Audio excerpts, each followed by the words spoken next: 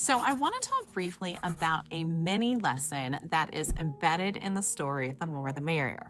And this mini lesson is related to including other people. This is a skill set that a lot of adults don't even know how to do. So, you can imagine that it's something that needs to be taught to children. A lot of times, children might not have the exact language skills or know how to include somebody. So, I was very specific in the story and basically put some dialogue in there that teaches children how to include others.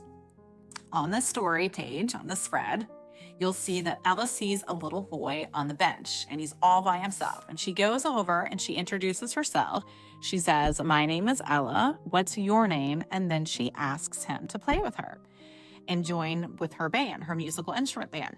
So, this is a great teachable moment in the story because sometimes children don't know how to go over to a child who might be by themselves and include them. Children are very perceptive. They might see somebody sitting by themselves, but they don't know how to actually include them within their group.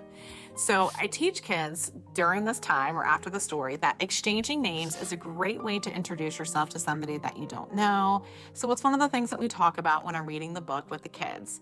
It seems very natural, but a lot of times you need to teach kids how to do this. I usually explain to children that if you see somebody by themselves, the easiest way to include them is to go over, introduce yourself, get their name, and then ask them to play.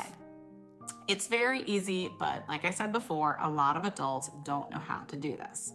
This is something that you can do at 7 or 77. So if you don't know somebody and you want to include them, go over and introduce yourself, tell them your name, and then get their name and see where it goes from there. Maybe you have some commonalities. Maybe you realize that you have some of the same interest, but it's a great way to make somebody feel good and include others.